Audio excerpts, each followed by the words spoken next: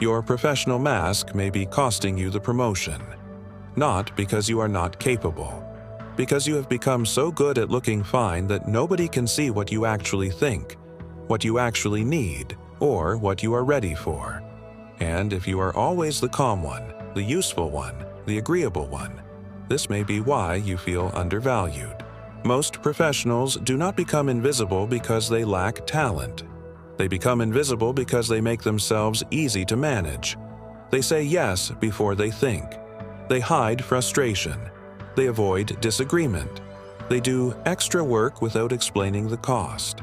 They wait for people to notice their effort. And then they are shocked when someone louder, clearer, or more visible gets the opportunity they wanted. That is not always unfairness. Sometimes it is a communication failure. You may be working hard to prove you are reliable while failing to show that you are ready to lead. Your professional mask is the version of you designed to avoid rejection. It says, "I'm fine. I can handle it. Whatever you need. No problem. I do not want to be difficult." At first, this looks like maturity. But if you cannot tell the truth about your capacity, your standards, or your direction, you are not being professional. You are being invisible. And invisible people are often trusted to carry work. They are not always trusted to shape the work. There are many reasons people build this mask. Maybe you grew up believing that love came from being useful. Maybe you learned that conflict was dangerous. Maybe you were criticized when you spoke up. Maybe you work in an environment where people reward silence and punish honesty. Maybe you are simply tired of explaining yourself. Whatever the reason, the pattern is the same. You sacrifice your own truth to keep other people comfortable. You do not say what you want because you are afraid it will sound selfish. You do not say what is too much because you are afraid it will sound weak. You do not challenge bad decisions because you are afraid of becoming the difficult person. Then your career becomes a performance. You play the reliable employee, the supportive friend, the easy partner, the person who never needs anything. But every performance has a cost. The cost is not only exhaustion. The cost is that people build a relationship with the version of you that asks for nothing. They assume you are okay with the workload. They assume you do not want the promotion. They assume you agree with the plan. They assume you will keep adapting. And because you keep surviving it, the system has no reason to change. This is why saying "I'm fine" when you are not fine is not harmless. It teaches people how little truth they need to give you.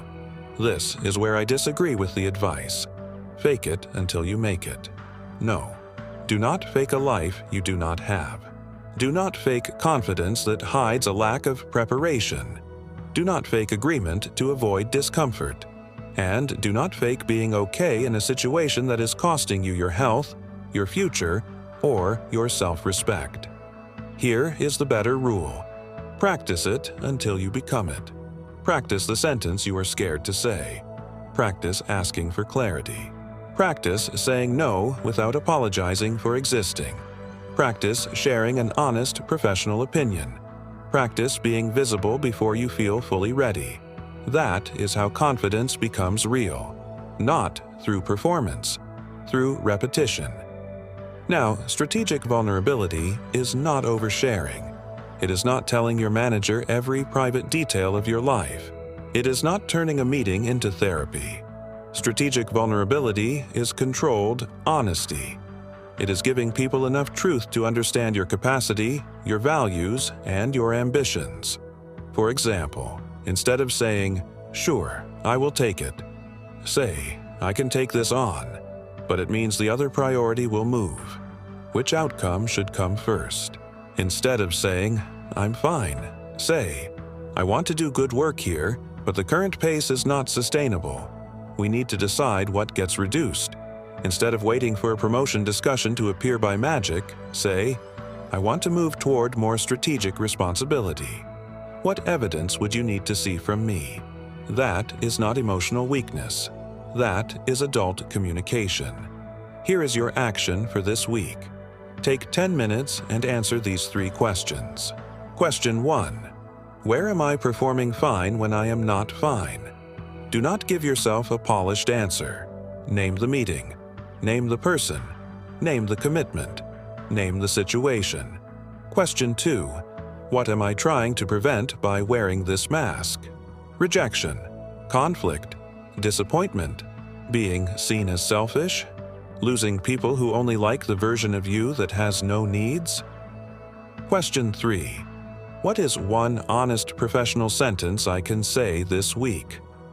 Not a dramatic confession. One honest sentence. For example, I need more clarity before I commit to this. I do not have capacity to do this well right now.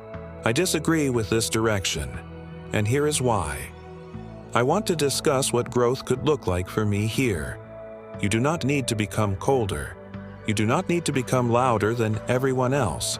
And you do not need to burn your life down because you are tired of pretending. But you do need to stop making yourself smaller so other people can stay comfortable. If this video hit something real, download the free Resilience Starter Frameworks in the description below. And answer this in the comments. Where are you pretending to be fine, and what is it costing you?